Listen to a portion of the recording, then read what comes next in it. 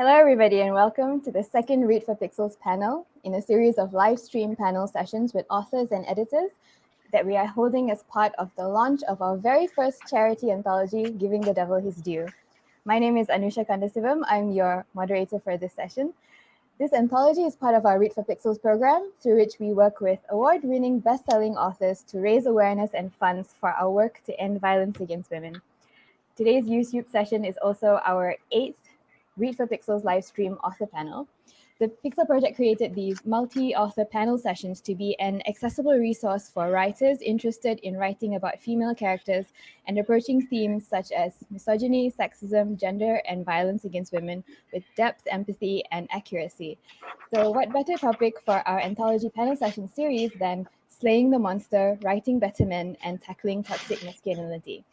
So as you can see, we have an excellent panel with us today. Here to take part in the discussion are 3 award-winning and best-selling speculative fiction authors who have all contributed wonderfully spine-chilling and thought-provoking stories to our anthology. So next to me over here is Stephen Graham Jones, who is a New York Times best-selling author of nearly 30 novels and collections. And there's some novellas and comic books in there too.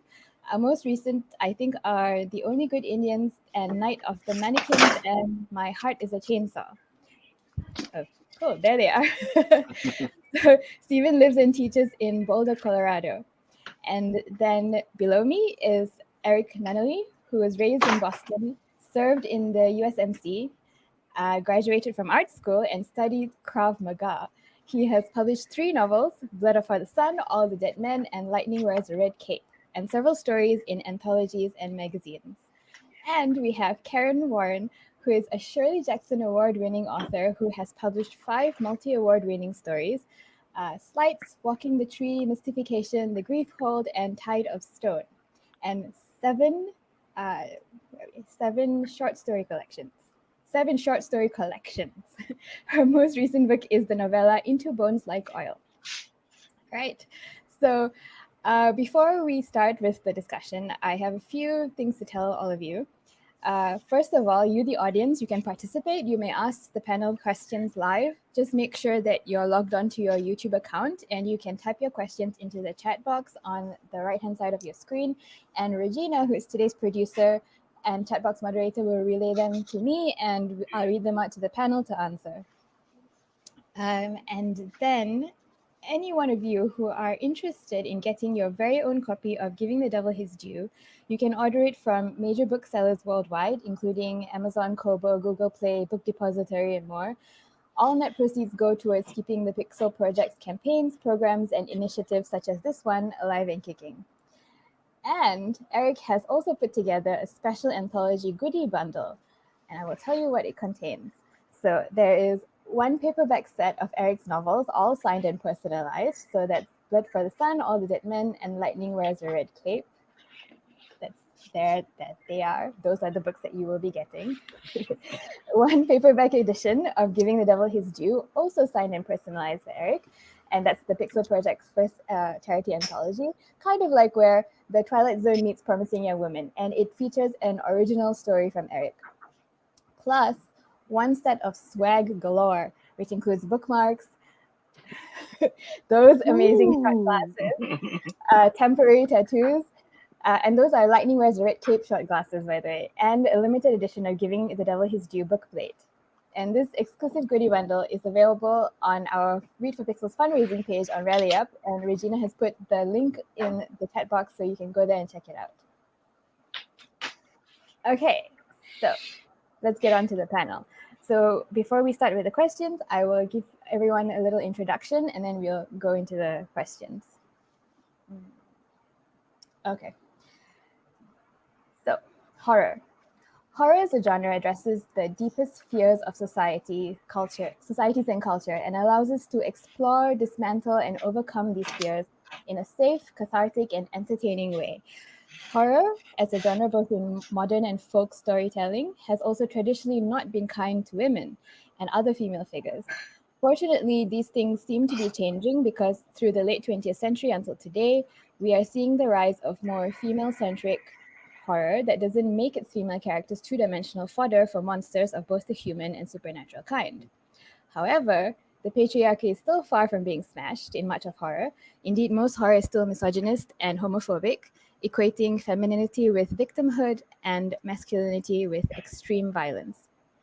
So even while changes in the way modern women are portrayed are underway, the prevalence of the trope of the man as the monster, wearing and using toxic masculinity to inflict violence and terror has not changed very much over the years.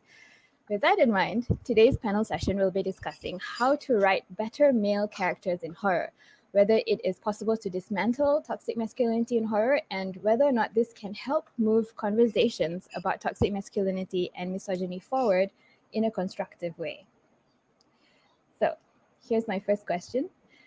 There has been a steady stream of discussion and critique over the years about female stereotypes and tropes in horror, with a plethora of articles and papers analyzing everything from the woman is always a victim, to the airhead girl who is the first to die, to the final girl. On the flip side, the discussion and critique of the toxicity of male stereotypes and tropes seems to be a relatively recent development. Do you think this is the case? And if so, why do you think this has happened? So let's go to Stephen first. Oh, I think the most obvious reason it's slowly happening, not fast enough happening, is that there's more women creators, and there's more women pushing back against all this bad stuff that's been building up and kind of clogging the pipes for a long time. And what I mean by that stuff is like, I don't know, if you spread out all the werewolf novels and movies and you say male protagonist or female protagonist, you're probably going to get like 90% male protagonists for werewolf stuff, including my own stuff I've written. And if you do the same thing with possession narratives, I think you'll find that a solid 90% of those are women being possessed. And I think this just states again what you were saying there in the introduction, that men get coded as aggressive, but when you're coded as a werewolf, you're kind of coded as I have these urges, these insatiable desires that are just part of my nature, and I think that's a dangerous path to take. Of course, it kind of breaks ground for a whole litany of excuses. But when you code women as the I don't know, the Deborah Logans, the Reagans, the Emily Roses, then it's like you're saying that women are interesting in horror when they're not in control of their own lives, and so I guess what I want to see The Exorcist with like a boy or a man in the bed spitting up pea soup. We don't see that. I don't know why we don't see that. I don't know why it hasn't. I mean, I'm sure it has happened. Hopefully people are spouting up examples that I've missed, but we see so many women being possessed, so few men. And I'm all for more female werewolves, of course. I think that's great. The more female werewolves we can have, the better. And vampires. I think vampires, like the grandfather of vampires, of course, Dracula from 1895 or whenever that was. Vampires have become a lot more. They're as far as all the creatures in Horrorland go. I think vampires are the most even-handed. Well, maybe zombies. I think zombies don't necessarily have gender, because zombies don't procreate.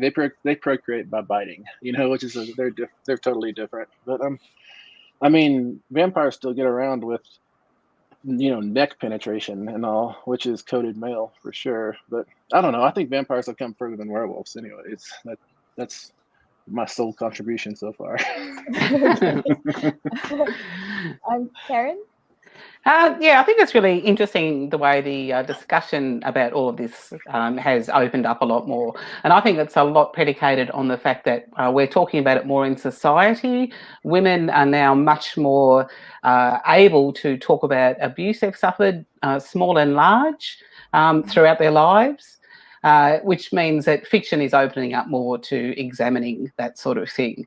And I think it's really interesting to put the focus on the toxic male in stories as well, because I think by focusing on the toxic male as the monster, it takes, to a certain extent, takes away the victimhood from women. And that's what we're kind of wanting to do. That's I think our end goal is to, regardless of what the monster is, to take away the victimhood of women in the story, which is a bit what you're saying, Stephen. Mm-hmm. So even if terrible things do happen, there needs to be a sense of empowerment, and that the women are not identified by their victimhood.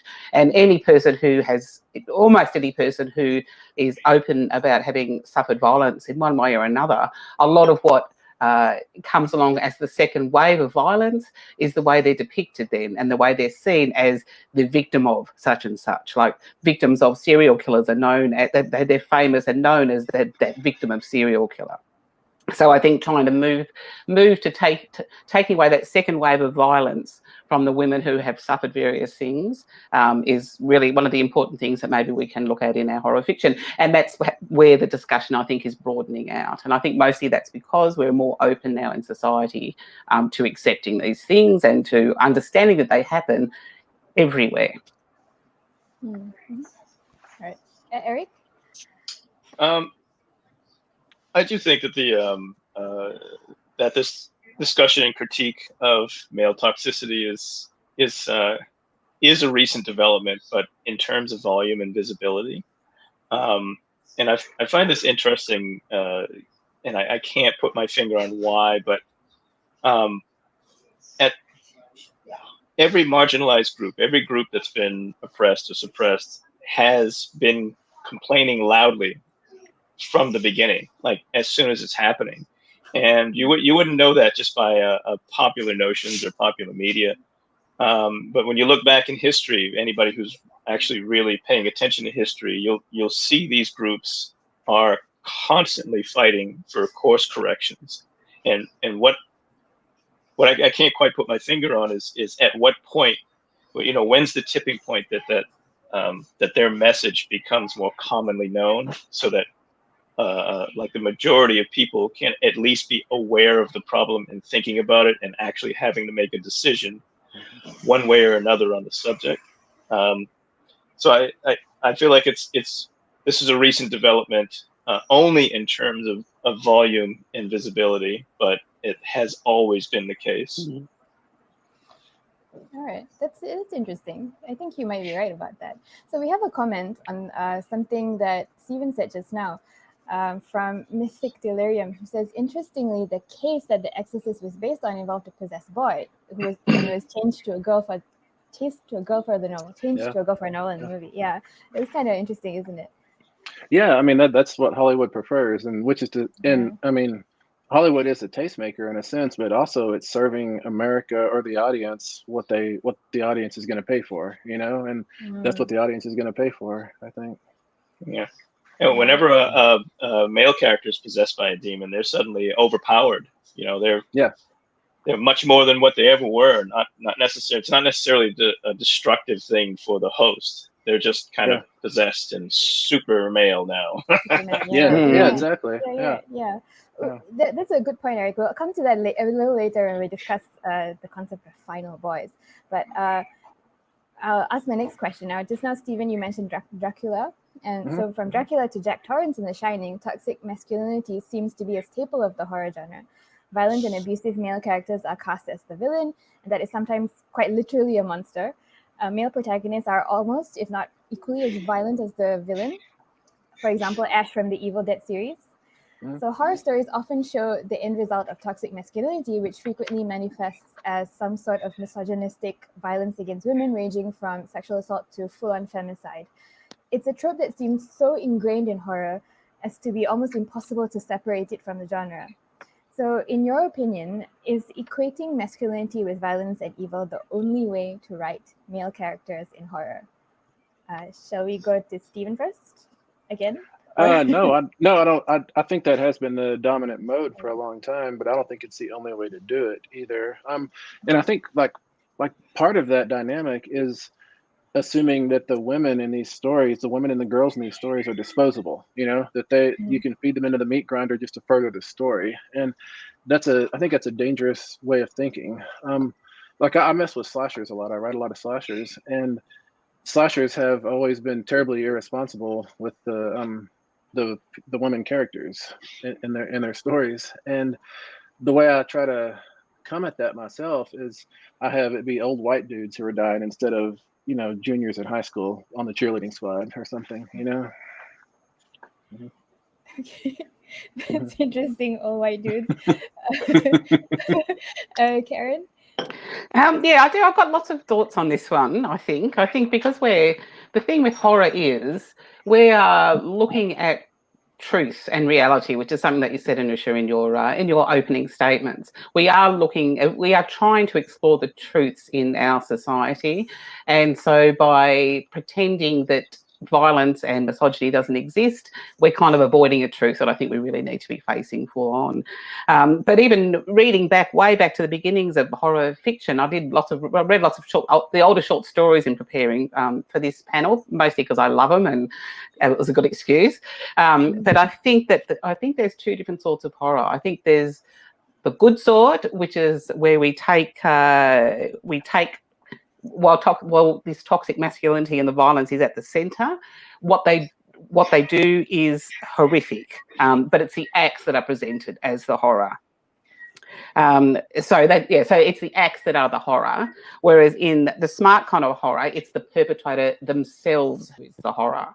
So rather than the acts being the horror, and that's what we're focused on, we're focusing on the person doing the horror and what happens to them as a result and the consequences. And I just think there's a fine line between those two things. So focusing on the who's doing the acts and making them the literal horror, rather than the acts themselves being the form of horror.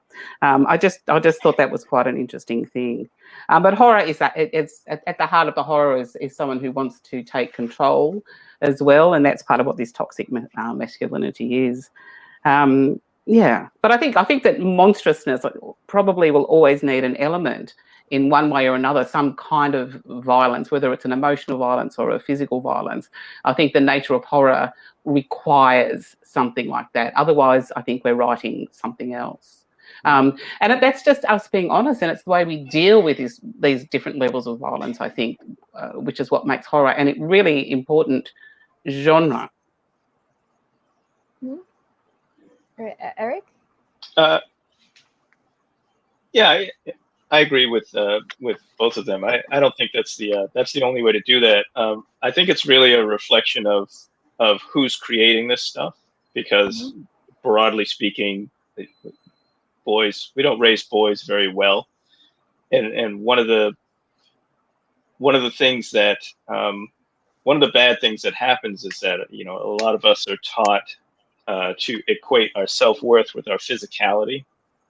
So this like far too much in places you shouldn't be expressing that, in very physical, intimidating ways. I mean, and not just against women, it's against each other and against everyone, for the most part.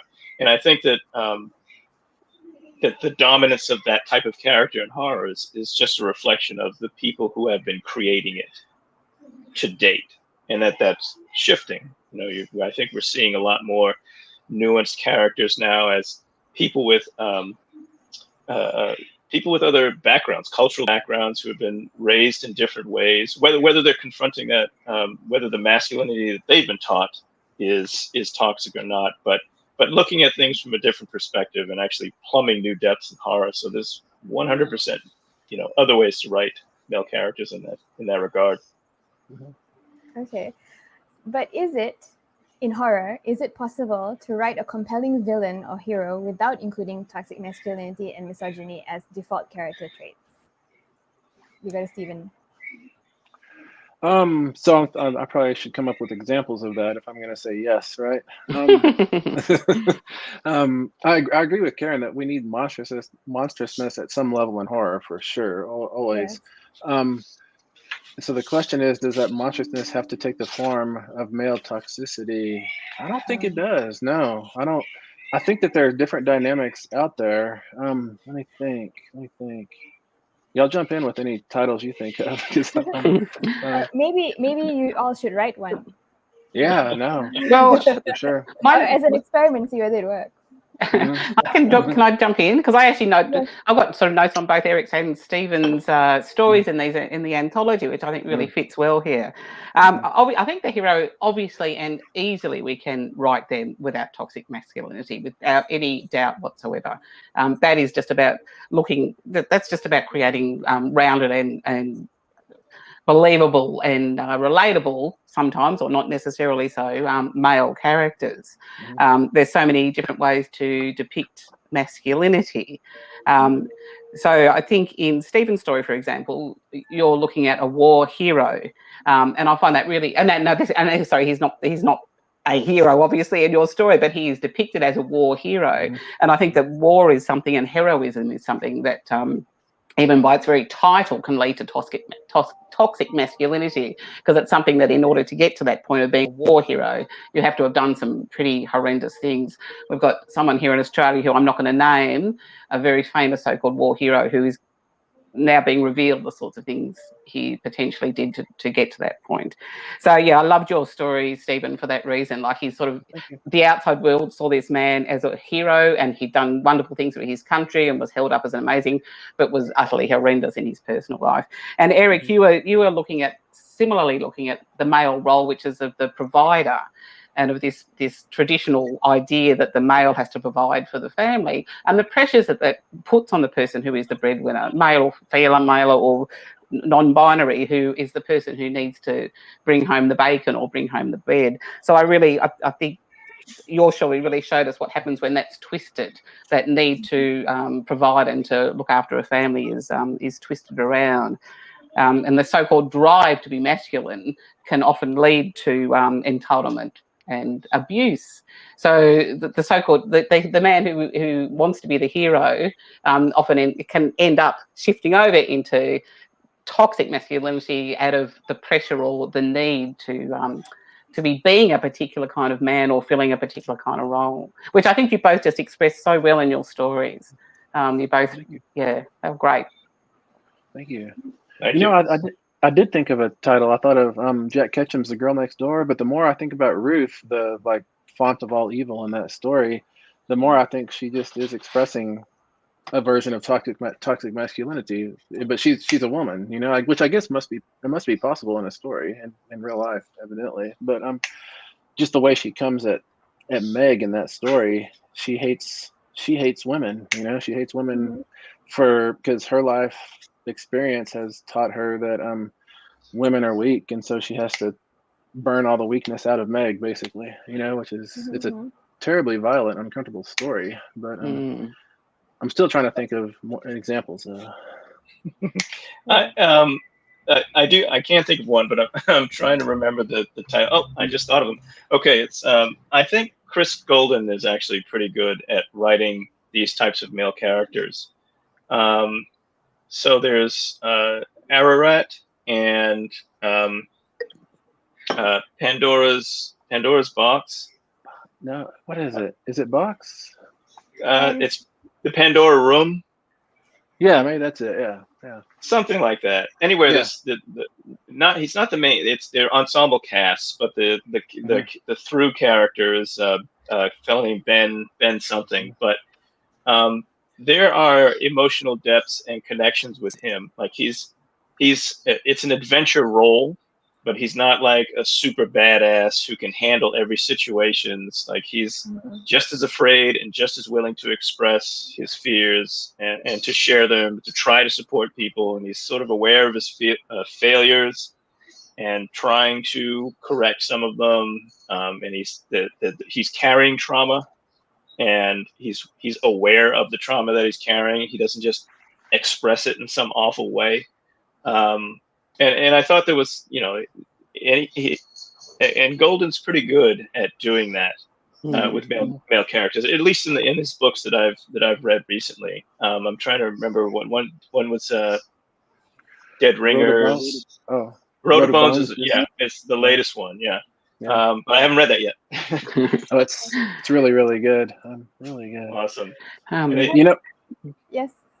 Sorry, Stephen, and then Kaaron. You know, I was thinking, I wonder if all the witch novels and movies we could think of don't subscribe to, you know, toxic masculinity, but I think that the witch, a lot of witch stories kind of villainize women. They're often So the witch. Kaaron, that's a good you were example. going to say something?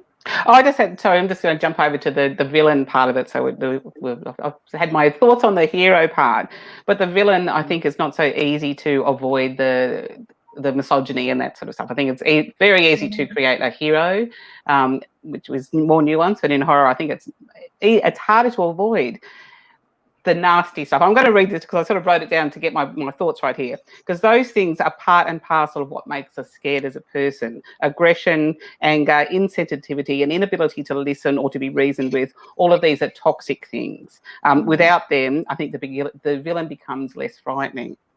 And I was wondering, and this is one of the things I really like to throw out to my fellow panelists, about self-worth being key to, at the heart of maybe someone who's a villain, someone who's comfortable with themselves really feels the need to do damage to others, and somebody who is not so comfortable within themselves maybe is more likely to want to inflict damage. And I wondered if that was something, well, I wonder what you both thought of that. Yeah. I know it's sort of a segue, but I just said something about trying to understand. Like, I always think it's really important for us to understand why, to try to understand why people are doing the things they're doing. And to me, this is part of a self-worth, is maybe a part of it. You know, when I think of like the most toxic male I can think of in a horror story, I think I land on the Dead Zone. What's that guy's name? Greg Stilson? Oh, yes. Yeah, he's terrible, but he's very comfortable being who he is. You know, he thinks he's worth everything. You know, he's perhaps like somebody who is just in charge of many things for a lot of us, you know. But then so that one that you're talking about, think about, like, we all know that there's some self-worth issues there, like well hidden, right? Really well hidden, but it's definitely there, and that's a lot of what the performative stuff is about. Yeah. I find the opposite to be more frightening. Someone whose self-worth imbues them with so much confidence that it's not that they have a desire to hurt anybody, but they're absolutely coldly willing to hurt people to achieve their goals. I don't know why, but I keep thinking of like the better Lex Luthor stories. he's motivated to do something in particular, and hurting people is just on the path to accomplishing that goal. You know, and that's what makes him a villain. Otherwise, he'd be a good guy. He's like Adrian Veidt in The Watchmen. You know, he'll kill 6 million people. Yeah. And you know what? And neither one of them are like, I'm a man's man. I am the ultimate man. You know, like neither one of them, you know, touch on that in any way. They're just very goal oriented. Yeah. So we have a comment/question from Stacy, going back to what you were saying about toxic masculinity. So there's Misery, there's the girl next door, which you mentioned. But are the female villains exhibiting internalized toxic masculinity? I think we agree. Do we agree that they are? It seems like, Yeah. I don't know about Misery. I'm not sure. Like what influenced her to be the way that she was?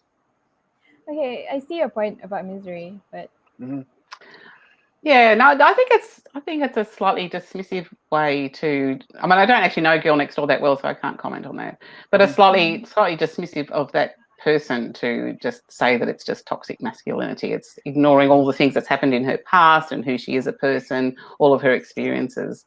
To say that she's just aping what she's seen awful men do, I think. Like, I don't think that's why she's doing it. Yeah, I don't know. I'm really not sure about that. It feels like it's too dismissive of that. It could be part of it, yeah. Yeah, and some of it's go.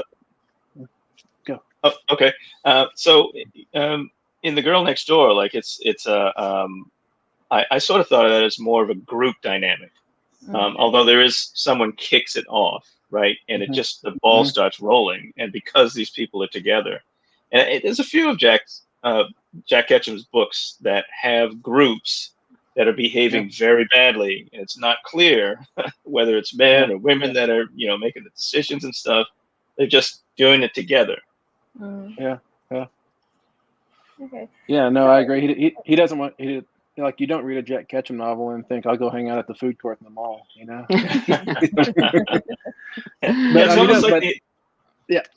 It's almost like the ambiguity of like violence and evil, and you know, how it's more terrifying than actually having a focused thing coming at you. It is, yeah. Yeah, it's just you scratch the world wrong and everything bad pours through it, you know. Right. Which kind of brings us to our next question. So we mentioned the final girl trope earlier, and it's still a horror mainstay. Some horror aficionados have noted the emergence of the final boy, which we did mention briefly. So though Bart Bishop noted in The Literary Actor that what's the main difference between the final girl and the final boy is why the final girl in many ways is the exact opposite of the killer. The final boy is in many ways a mirror of the killer. So do you think that Bishop has a point? You know, I mean, yeah, final boy, to me, a final boy, I think there's a final girl. I don't think the final girl is necessarily a woman. I think the final girl is, to me, someone who is in a power dynamic with somebody aggressive, and they are really little and this other person is really big, you know? And I think that our society codes women as weak and men as strong, and that's why almost all the final girls are actually women.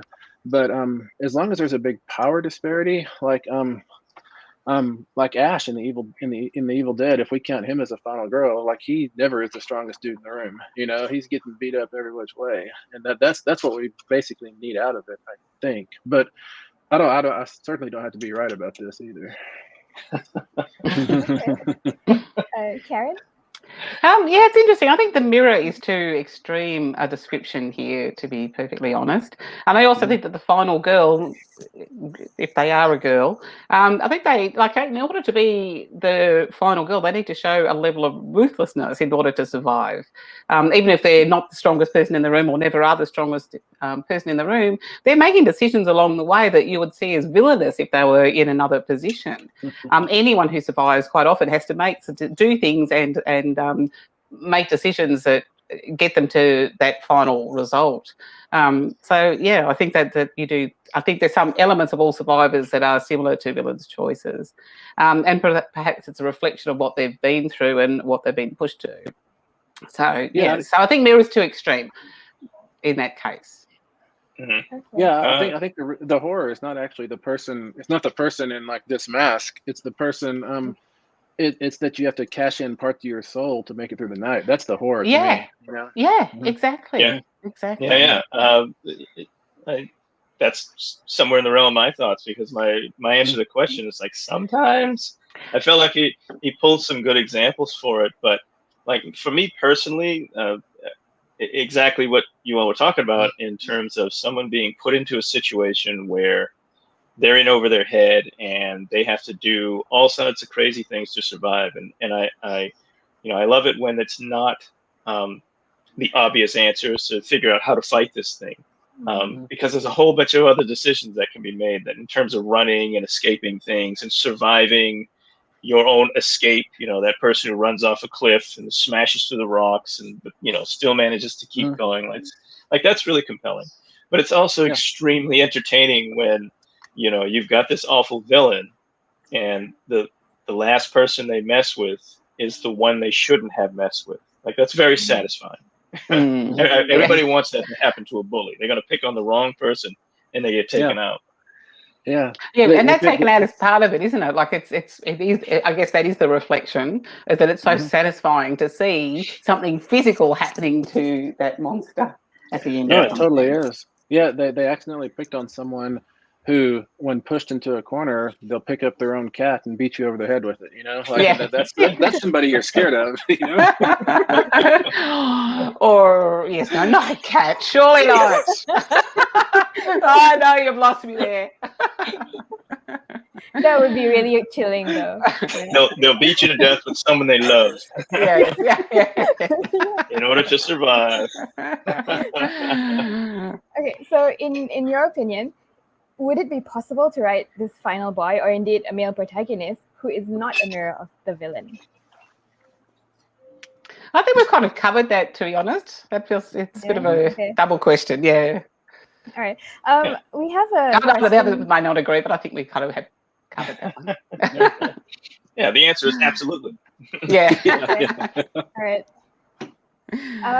We have a question from Lee Murray, actually. Let me see if I can find it to put it up. Yeah, hold on. Here we go. Okay. So A shout out for Kaaron's chilling story, The Steering Wheel Club. Your character Alex appears willfully ignorant of his own toxicity. To what extent do you think this is true of abusers in real life? Yeah, I think it's absolutely true, and I think that's part of what the issue is, and part of why I want to keep writing these sorts of stories, hoping to maybe get through those cracks and make that's the sort of mirror that I want to be holding up in horror. Maybe through fiction, getting through to somebody, and both of you write the same sort of stories, I think, that have the ability to get through to somebody who doesn't see that what they're doing is awful. Like most people, they don't wake up in the morning and think I was awful last night. And one of my notes is that men who apologise for horrendous domestic violence the next day, I'll never do it again, here's your flowers, they just want something out of it. They're not really sorry. Most of the time, they just want something out of it. They want things to go back to normal. They want their breakfast done and all the rest of it. Mm-hmm. So I think it's absolutely true that most of these people do not accept, and that's why I wrote the story the way I wrote it, because I thought it's very hard to make someone actually accept the fact that they are this toxic person. Most people don't believe that. They think they're the good guy. Yeah. So I think those people, they probably reject the whole notion of toxicity in the first place, you know? Yes. Yeah. So it's somehow trying to sneakily write the stories and then twist it around so they go, yes. Yeah. Maybe. Yeah, it's like the last page is foil, so they see themselves in a mirror. You know? That's good. You can fill that up. That's great. Yeah. I think people that do that, they don't. They're trying to maintain what they think is correct, and there is this is another way that men tend not to be raised well in terms of self-reflection and improvement. You're trying to be better, stronger, faster, instead of actually looking within and asking yourself some hard questions. They don't question themselves. I'm doing absolutely the right thing. I'm doing exactly what it is that's necessary to accomplish whatever the goals are. And what's really insidious about what's obviously abusive behavior, physical abuse, is that I think people 100% know that what they're doing is wrong. Like it's wrong for me to break your nose, but I had to. Like that's what I had to do in order to accomplish my goals. So they're making these excuses for it. It is awful. I mean, toxic's the right word for this. Yeah, and I think a lot of those people who engage that behavior, like an excuse they would give is that they are conforming to the expectations of the society that they subscribe to, or that they are in, or something. And it's dangerous, because then, I mean, I'm not saying that's an excuse, but if we could just somehow go back and reprogram society, that'd be the dream, But that's not gonna happen. We can't go back in time yet, anyways. Yeah. And the hard work is getting those types of folks to actually question themselves and really think hard and be empathetic. Like, what if have you never thought what it would be like to be on the other side of you? Yeah.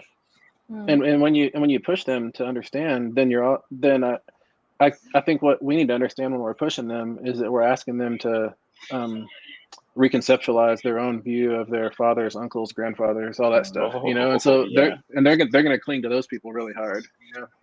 Yeah. Big change. We have a question from Misty306.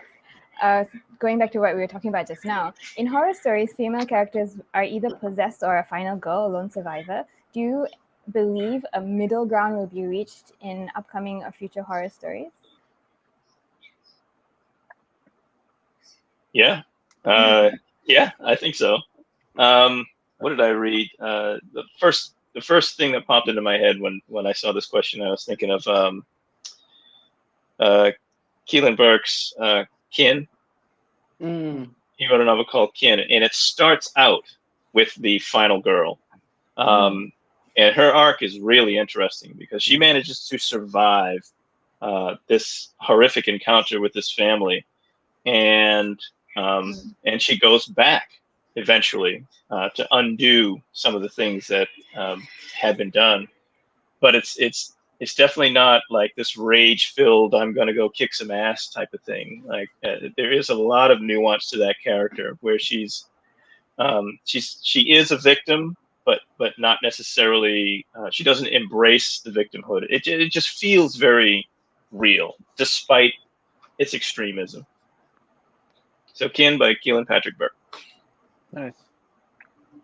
You know, that middle ground, the character I think of first is the character Clear from the Final Destination franchise. You know, because she's never the final girl. She does survive for 3 movies, I think it is, but she's not the final girl, but she's always like in the middle. She becomes kind of like the elder of this generation, even though she's like 1 year older than these kids or whatever. But she has the information that they need for the next iteration of this terrible cycle. You know.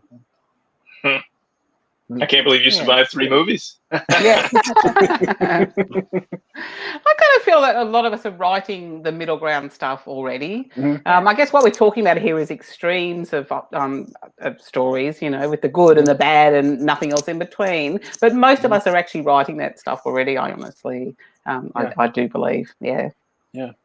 You know, the stories that are kind of sad to me, it's like that you see them in film mostly, is the rape revenge stories, because you have, number one, this woman is defined by her trauma, but number two, then she becomes a ball of rage. It's like she's hardly human anymore, you know? And so her experience has turned her into the monstrousness in the story, and it kind of reverses the victim situation. It asks you to feel empathy for these guys who are getting their just desserts. It's a complicated dynamic. I'm never really comfortable watching those movies. They feel weird in a way. Not just because they're transgressive or anything, but because the dynamic is always, it's hard to track, you know, for me. Anyway. Yeah, I think that's a really good point, because then they do become the perpetrators become the victims, and then you're supposed to feel sympathy or empathy for them, and you don't want to do that. Yeah, I thought that's a good point. I never actually thought of it that way, and that's because I like revenge movies. And you know, to go back to the introduction of like what horror is, in terms of being able to experience something a little cathartic in fiction and not in reality. Like I would never want to, you know, be motivated to have to perform like that. But I just find it deeply satisfying that for someone to wrong a person and to be wronged back aggressively, like you did a thing that you never should have. And now come up. I dig it. It's that old Jim Croce song, "You Don't Mess Around with Slim." Is that it? You know, like you remember that song? Yeah, there's a lot of things you don't mess around with in that song. All right, so on to our next question. So in recent years, there's been an increasing number of horror movies that have addressed the issue of toxic masculinity and how dangerous it is to everyone, including men themselves. So we have Midsommar, for example. The unemotional and unsupportive boyfriend is literally sacrificed. In The Invisible Man, the abusive and manipulative boyfriend gets his comeuppance. Sorry for the spoilers, but you guys should have watched it. And there have been 1 or 2 films that go the other way. In They Look Like People, it is emotional vulnerability that enables the men to survive in the end. Now, you mentioned this briefly just now, Kaaron, but do you think, do the rest of you think that there is a similar trend emerging in horror books, or have horror books been ahead of horror movies in this regard? Kaaron, you want to go first, since you answered the question just now? Yeah, well, I did go back and read. I didn't quite go to the pan horror books, because, you know, which I absolutely adore the stories in those, but they're so ridiculously extreme and violent and just outrageous. But I did go to the Best Horror Stories 3. I've got a massive collection of anthologies and things at my place. I just adore this stuff. And this was really interesting. I think this was in like the 70s or early 80s, and really clearly already in this one, it's looking at this toxic masculinity as the monster, and it's either slayed or it's addressed in one way or another. So definitely, I think in horror fiction, and I think really going way back, I think that the good horror, like I said at the start, good horror looks at repercussions and what happens. and the not so good horror doesn't. Yes, I'm trying to. Yeah, there's a wonderful story called. I took a little note now. I don't remember who it was by. Housebound by Chetwynd Hayes, I think that one was, and that was just this really subtle monstrousness that ended up with this marvelous little victim blaming moment at the end. That was done to be the moment of horror, and I really loved that. So victim blaming, but the victim blaming in itself was the moment of horror, and I thought that was quite brilliant. That is cool. Yeah. No, but yes, no, I just thought it was really interesting going back and seeing that these themes were there and have been there for a long time, I think. All right, Stephen? Yeah, I agree. I agree that I think fiction is ahead of film in this, and I think it just simply comes down to like economics, or I think that fiction can be like the garage band, whereas film is in the arena playing stadium rock, because there's so much less invested in us, Yeah. so we can try things out and see what works, but for a studio to greenlight a project, they have to be able to tap the demographics and the stats and the numbers and say, yeah, enough people are talking about this on Twitter or whatever, Yeah. so they'll do it.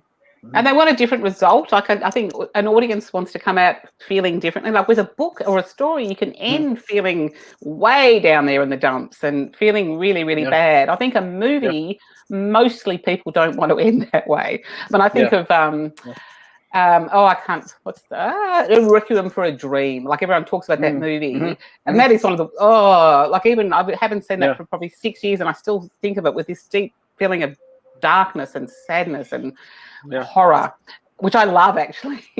But a lot of people don't want that from a movie, which I think in fiction we're allowed to get away with different things somehow. I don't know why. That's a bleak ending for sure. And I wonder if that's actually like responsible of Hollywood to give us upendings, because we have to drive home from the theater and we don't want to like be driving into oncoming traffic, Yeah. So if you read a down ending in a book, you can sit there in your chair and be like conflicted for an hour, but I don't know. You can throw the book across the room. Yeah, that's right. I've done that before. There's a certain bit in 1984. I just stopped and I just threw that book. I never picked it up again. I think books are definitely ahead of the curve in terms of movies for a lot of reasons. And we've mentioned a few of them here. But I do think that in both movies and books, one thing that we're seeing more of, and I think it's because this work to get this message out has been going so long. One of the things that men are really bad at is loving their friends. They love them, but they don't express it.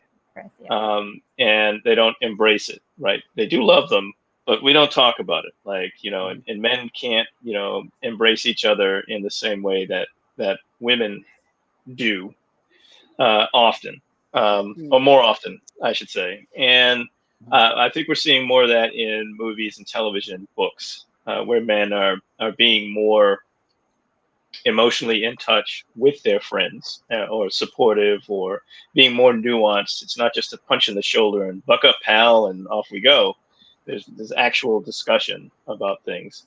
But what I'd like to see more of in that regard is men having healthy, friendly, loving relationships with women that has nothing to do with sexual attraction or romance or anything.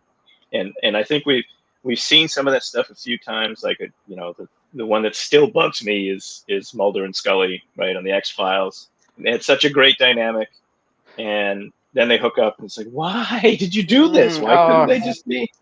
Yeah, so it's infuriating. That's what I want to see next. I want to see more of that. Like, you can actually have a friend who is female, and that's it. Yes. I agree with you. It's infuriating when that happens. And it also gives entitlement to all those people out there who think they're in a friend zone, right? They think that, okay, no, I've just got to stick around for long enough and say the right things for long enough and I'll get what I want. I hate it. I absolutely hate it.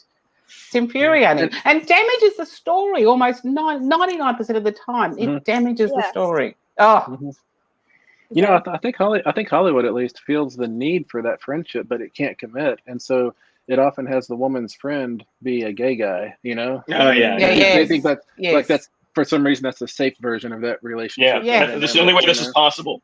Yeah. I know, isn't that just ridiculous? It's just so bizarre. And I think of all my male friends and just, you know, I would hate life without them, you know, but I would certainly hate to have to think about the other element of anything else. Yeah, for sure. You know, we were talking. Oh, go, Eric. Go ahead. Oh, I was just gonna, kind of a joke, but I can't think of there's so many. It's practically a trope of like a male-female relationship where they're friends and the woman's gay, but she stops being gay for this person, but it doesn't for this guy, but it doesn't happen the other direction. I thought there was an episode of Will and Grace that subverted this, where of all things, so Will's gay, Grace is not, and they both have just come away from very terrible relationships, and they're sitting at a bar or something, and there's a moment, and they both lean into each other, and they kiss, and they pull away, and both of them are like, "Oh, let's never do that again." You know, that type of thing. So, but you know, still, it's the straight girl, gay guy relationship. On your point, one of the no, you guys say go. I was just gonna say we were talking about whether books are ahead of film, ahead of the curve, and I think books are ahead of.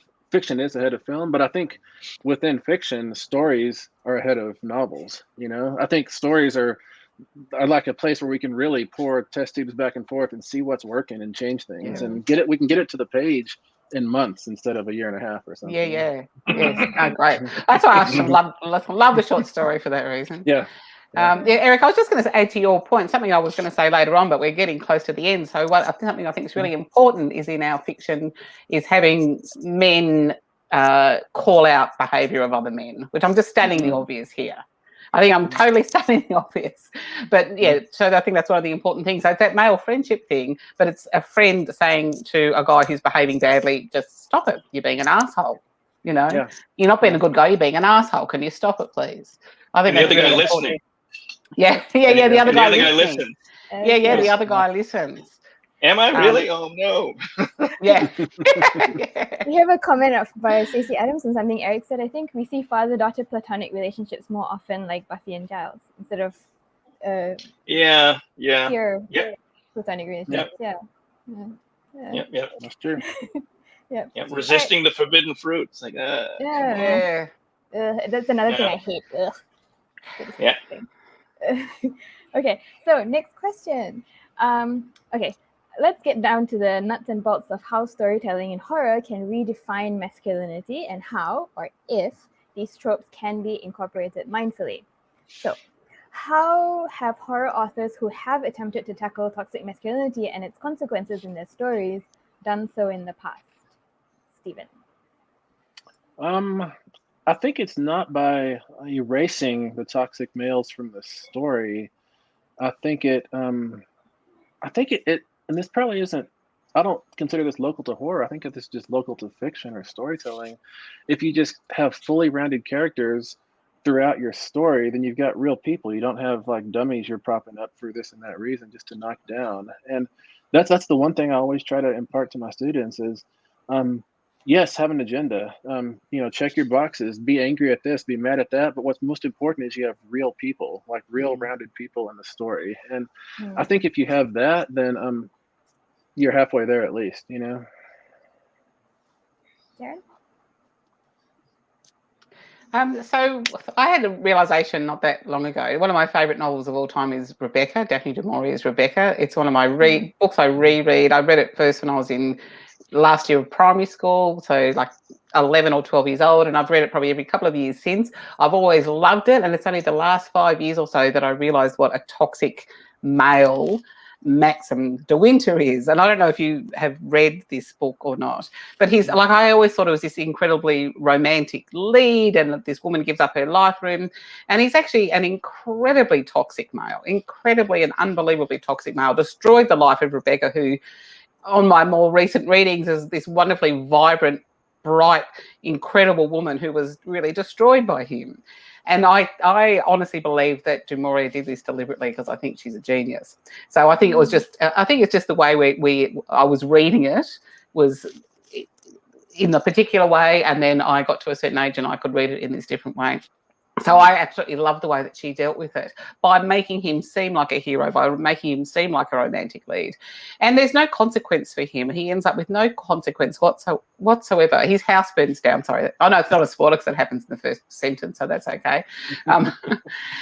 But yeah, it was a really interesting realisation for me, just what an awful human being that man is, and me having believed that he wasn't an awful human being all along, and then on a recent reread saying every little moment where Du Maurier makes me understand just how awful he is, how manipulative and how destructive and how so arrogant in his own existence that he doesn't matter what gets destroyed around him. So yes, that's just one example. It was really interesting to see how she very cleverly did it. I just want to jump in and say I felt the same way about Jane Eyre and Mr. Rochester. I read it when I was very young, and I thought, oh, how romantic. And then I read it again when I was an adult. I'm like, oh, why? Yeah, which is such a cleverness. I think that's such a cleverness of those authors to be able to do that, to give you different readings depending on your life experience. And I'm sure that her intention too was that it was a toxic male, but then we're kind of seduced by the outer, the exterior, which is what happens a lot too, isn't it? In toxic relationships, you are seduced by their exterior and sucked in by the words and the romance and all the rest of it until you're too far in to get out again. Errick? I think most of the stuff that I read uses toxic masculinity as a cautionary tale. These characters are engaging in that kind of behavior right up until their comeuppance. And I think it's crashing into what Kaaron was mentioning. That's sort of the necessary aspects of horror, right? There's going to be some destruction, some violence, pain, et cetera, and I see that a lot. And what I'd like to see more of is, again, I'm a huge fan of revenge and comeuppance, but it should probably go a little bit further than that. So maybe that happens earlier in the story or something, so that you can see the more of the results of it. Either they double down and it gets worse, or maybe they change and it still gets worse. Who knows? I just want to see exploring something beyond the comeuppance. I think that's a really good point. I like that a lot, because quite often that comeuppance is the final. It's the final moment. Yeah, it was kind of like the happily ever after, like our version of the happily ever after. But yeah, let's see. I'd like to see what happens after that as well. Yeah, good. I really like that. That's a good point. Yeah. So, how do we do this? What are some of the techniques that horror authors can use to effectively turn toxic masculinity stereotypes and tropes on their head, and perhaps even use them to send a message to readers that there are healthier and far less violent models of masculinity out there? Steven. I don't know about how to say that there's healthier. I mean, I can understand the negative reinforcement of punishing the guilty, like Errick was talking about, which is definitely feels good and is wonderful. The story I think of is Brooke Bolander's "Our talons can crush galaxies," and the first line of that is, "This is not the story of how he killed me, thank fuck," and it's right in your face, and this is spoken by someone who has had extreme violence visited upon her by a dude, by a man, by like kind of one of those bro kind of characters, but she never gives any of the details of that. She says that's not for you to know. I'm not going to sensationalize that story for you, and I think I really appreciate that a whole lot. Like what's China Mieville's Perdido Street Station? The kind of protagonist of that, this dude who I always associate with a vulture. He has so many weird characters. I associate this with a bird dude. And he's been banished from his own community. And the reason he was banished was because he took away someone's choice. And it never says rape. It never says sexual violence or anything. And I love the way that we as a reader can intuit, what's probably meant by he took away someone's choice. But the act itself, the crime, the transgression is not sensationalized, and I like that a whole lot. And, I was talking about those rape revenge stories, those movies earlier. And that's part of what is always problematic about those is they linger on the rape and they kind of sensationalize it, you know? And and I always worry that there's somebody out there who's like nodding their head like, yeah, this is the good part, you know? And I think it's good for writers, creators, makers of stories to if they're going to get across a story element like that, to do it in a non-sensationalistic way, if at all possible, you know? But I mean, I understand the other side too. I understand that you want to get the audience on your side, and to get the audience on your side, you have to show them the crime to some degree, you know. But I don't know. I'm not sure there's a good answer, but I know what is not comfortable, and I know what I kind of want to happen, anyways. You know. Karen? Yeah, my thinking is similar to that. I'm just thinking about, you've got to tell the story with the end result in mind. Don't shock for shock's sake, and don't write the worst abuse you can write without being analytical about why you're writing about it. And don't make the monster evil solely through the shocking acts. Think more about who they are and why, and that's going back to character and having rounded characters. And understanding the monster can help us actually hate the monster more. So understand who they are and why they're doing it. Make them more rounded. So don't just have a toxic male. Have a person who has some more character elements to them beyond that. That's a great list. I thought that was really great advice. There's just I had the only one that I only thought of one of the ones that both of you mentioned about. Writing a more well-rounded character with some nuance. Like if you have toxic males, that it's important to explore the threads or the sources of that. But you know, the danger there is creating excuses, or you know, when people do bad things, you know, it's like the initial thought is like, well, what creates someone like that? And it's like, well, are they created sometimes in certain ways? It's like there's a lot of nuance there, and I think exploring that is difficult. And almost because it's difficult is a good reason to explore it in writing. I was just reading an article about an interview with S.A. Cosby, and the one thing he said that I thought was really true is that if you have to challenge yourself writing, you know, like it's harder to do that, so you should, and then you'll grow as a writer. Like take on projects that are uncomfortable or that you don't think you can accomplish, and accomplish them. I like that. Yeah, we have a comment from. Oops, sorry. Yes. Can't stay alive without describing every detail, which is what Stephen was saying just now. And also, Andrea says, S.A. Cosby's Razor Blade Tears deals with this toxic masculinity on so many levels. Yeah. So, all right. So yes, but can you do that without? Can you address the issue of violence against women in your stories without sounding pedantic or preachy? How can you do that? Yeah, or didactic.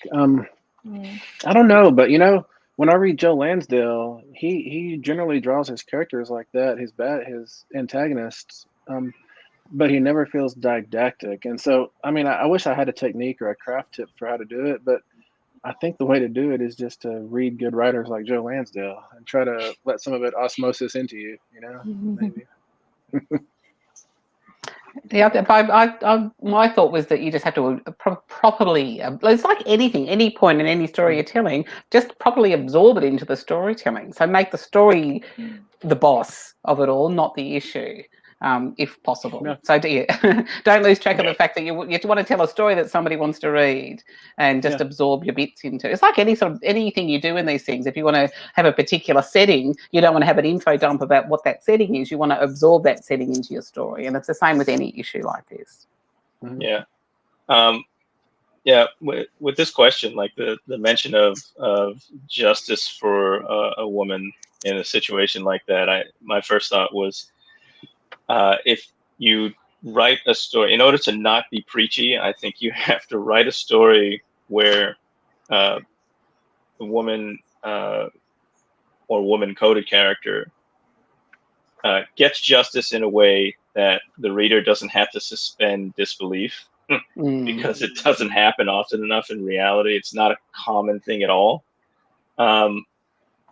So yeah, that's another thing that's just really hard. I really can't think of a prescription for it or some way to approach it. But like, I think avoiding falling into that point where the reader goes, yeah, that would never happen. Like, you can write all kinds of crazy things, but it's always interesting what it is that'll pop somebody out of the story, and they'll go, it would never go down that way. I'll accept the winged horse and that the earth split open and a serpent came out and took down a whole building, but that, no way, that would never happen. Yeah. So.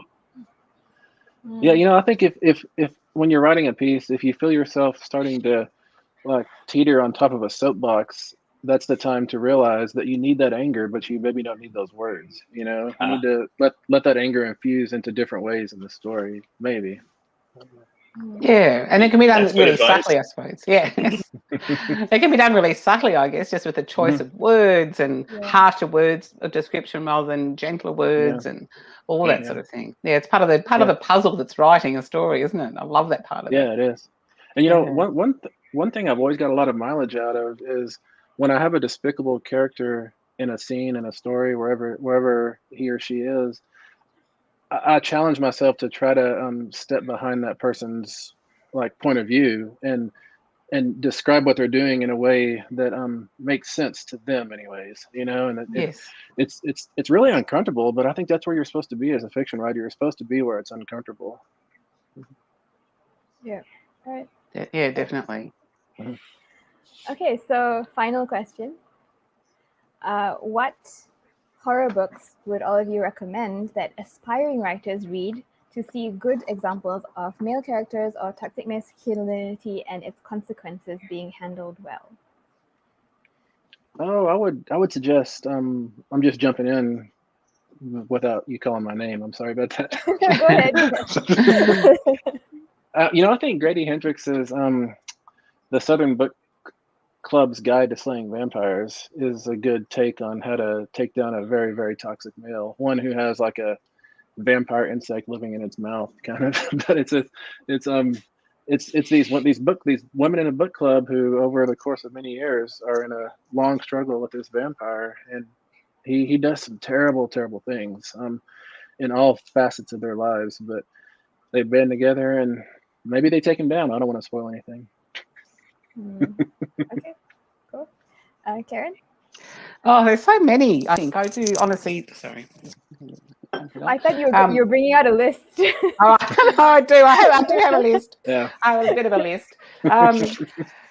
I don't know. I do feel like we're doing this a lot better these days. So I've got a couple of short stories and one novel. I like Aaron Dries is an Australian writer. His House of Size, I think, really looks at toxic masculinity without any sense of reward or a good end result, I suppose, for the people involved, which I really liked. Ian Muneshwar, sorry, I'm going to mispronounce his name. I really love his writing.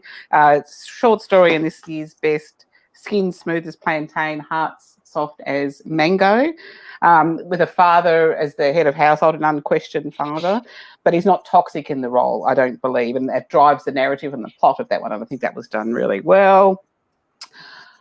This was an anthology, an Australian anthology called Spawn, which is all pregnancy and childbirth stories, and there's a lot of really good stuff in there. But there's a wonderful one called Mother Doll by Helen Stubbs, which is about the perceived male failure to support his family. So kind of back to the theme that I identified in yours, Errick, as well, and where this leads to in a very weak man. And that was really quite horrifying. And I guess it was a similar to... that doesn't end well, but the horror is the fact that it doesn't end well. And I think that's something we can, as we've just talked about, we can actually get away with that in a horror story. That sometimes things ending well is so utterly horrific that it really does shine a light on things that are happening, rather than it all tying up nicely and there being some kind of revenge at the end. And then the last one is a story in in the world of horror by Marsha Douglas called Warning, Flammable Sea Back Label. This was such a very short but absolutely chilling piece about the consequences to victims that are explored so well, and the people. So the toxic masculinity was kind of in the background of it all, and what we saw was the result of it. And I just thought that was really brilliant as well. So yeah, that's my little list of suggestions. Good one. Errick?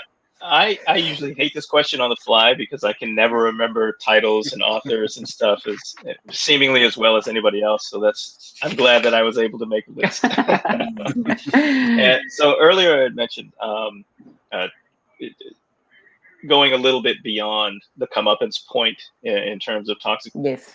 masculinity, and The Queen of All Nightbirds by Craig Wolf is I saw it as like a sort of a classic horror story, like a lot of the stuff we saw in the 80s in both movies and novels. But it goes slightly beyond that comeuppance point at the end, and it is 100% about toxic masculinity, but framed in a different way. And you have to get through it because there's a lot of horrible people and behavior in it, but you have to get to that point and get past that point. Phoenix Island by John Dixon, which is sort of a micro dystopic situation where orphaned kids are being trained by really manly men in this program. It involves microchips and all this physical enhancement and stuff. So it's sort of head on with the physical toxic stuff of the male, but it's told from the orphan's perspective, and the main character, does grow and change, and he sort of has a moral core in opposition to what a man's man is supposed to do. Let's see, Chosen Ones by Veronica Roth is sort of indirectly about that, because the protagonist is a woman, and there's a lot of her relationships with two very different men, and this isn't really giving anything away, but how she distances herself with them, that despite the story, like the relationship aspect of it, I thought was actually really enjoyable, especially that dynamic where how she evolves over the course of the book from one relationship to another and to herself. And I always like to offer a few nonfiction things whenever we're talking about horror of any sort. So one, The Slave Ship by Marcus Rediker. I realized that the people who ran the Middle Passage of slavery, who ran the boats and the businesses and whatnot, and how that industry worked, like it was very awful men that were doing that for like all the wrong reasons, like not just capitalism, but some of the superiority complexes and such. Capital Men by Philip Dray, which is the history of the Reconstruction era, but from the perspective of the first Black congressman. And again, very male arena Congress was, and really dealing with what that toxicity became post-slavery.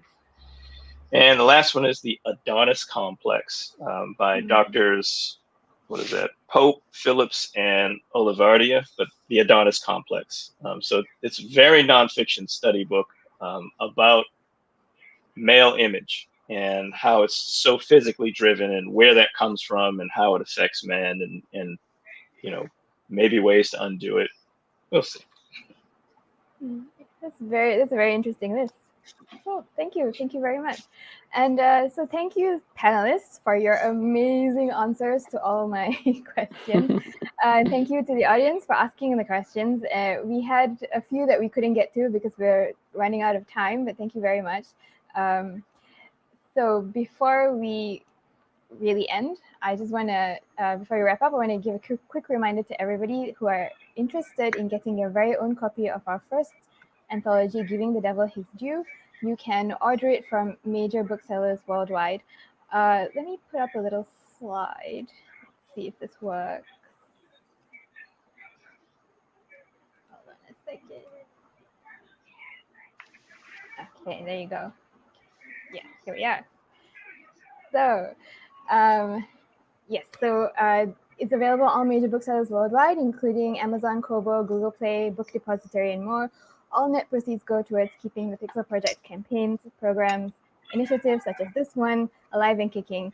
I just want to let you all know that we are at $2,615 towards our $5,000 goal. The fundraiser ends in October. Thank you. But we still have a ways to go, so please do go and get the book. We've also teamed up with 12 of the 16 authors in the book to offer a special anthology book plate for early bird buyers. Each author will sign 16 book plates, and it will be available on a first-come, first-served basis.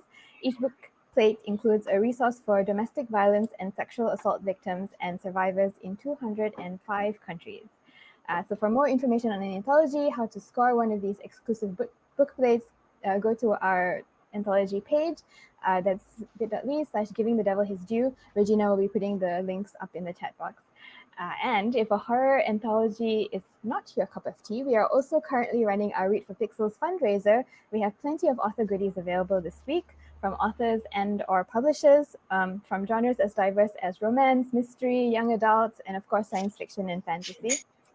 And in fact, Errick has also very kindly put together a special author goodie bundle comprising one paperback set, signed and personalized, of Errick's novels, Blood for the Sun, All the Dead Men, and Lightning Wears a Red Cape, and one paperback edition of Giving the Devil His Due, signed and personalized by Errick, which features an original story from Errick, and one set of swag galore, including bookmarks, temporary tattoos, a pair of Lightning Wears a Red Cape shot glasses, and a limited edition Giving the Devil His Due book plate. So the shot glasses are there. That's one of them. Now Errick had to I want. Errick had to go through 8 boxes looking for these exclusive shot glasses. So you want to get your hands on them. I used to know where they were at all times, but then we moved. So, you know. Yeah. So you can donate to get all these goodies on Rally Up. Regina's putting the links again in the chat box. There's bit.ly/R4P Rally Up 2021. And if you want to learn more about Read for Pixels and the other authors we have coming up, please go to bit.ly/Read for Pixels. It's also on our website. And if you want to learn more about violence against women, what you can do about it, do go and visit the Pixel Project's website. We have a lot of resources. It's www.thepixelproject.net. All right, so final thing before we wrap up, I think you all have some announcements. So Kaaron, announcement from Kaaron. Oh, well, I just wanted to talk a little bit about the podcast. I've started up a podcast with 2 friends, Aaron Dries and Joseph Ashley Smith, which is called Let the Cat In. And it's all about the ideas that come scratching at your door and won't go away. And it's centered around objects and the stories that we can tell about objects. And either something that you pick up secondhand and you don't know its story and you invent the story, or something that has a really personal background to you. So that's been really lots of fun. We've been having a few guests on. We spoke to Ellen Datlow yesterday morning, which was really interesting, and we've got lots of others too. So yeah, it's called Let the Cat In, and there's a link in the thing. We've got 3 episodes up already. Today, and that's really been getting us through. We all live close by to each other, but haven't been able to see each other during our recent lockdown. And it's just really been a sanity saver to be able to get online and just talk to each other about ideas and thoughts and inspirations and things. So, yeah. Okay, cool. Errick, announcement. I just wanted to shout out a few anthologies that are either out or coming out. So The Bad Book, edited by John F.D. Taft, is a themed anthology that subverts parables from the Bible. Fright Train, which is edited by the Switch House Gang. These are all train-themed horror stories. Wow. Of all things, right? It just has to involve a train. And coming up is the New England horror writers anthology, Wicked Creatures, which is essentially about monsters. And because I love werewolves and shapeshifters, just like Stephen, and I always try to do something a little bit different with them, I got a story in there that does exactly that, I hope. Oh, Stephen? Man, talking about coming at the patriarchy, that taking apart the Bible sounds like exactly that. That sounds so cool. Yeah. And And if you like listening to Kaaron speak on this, and of course you did, then definitely let the cat in, I think. You know. I think in like 2 weeks, this is Memorial Ride. Comic book is coming out. My first comic book. Yeah. That's exciting. That's So cool. Awesome. All right. So before we really finally wrap up, just want to say, please do go and check out all these things that all our authors are doing. Go and check out our Rally Up fundraising page. Like I said, we are $2,615 towards our $5,000 fundraising goal for the Pixel project. So go and check that out. And thank you, everybody. Thank you, panelists. And thank you, everyone. Good night, good morning, good evening, good afternoon, wherever you are in the world. Goodbye. Thank you. Thanks, Anisha.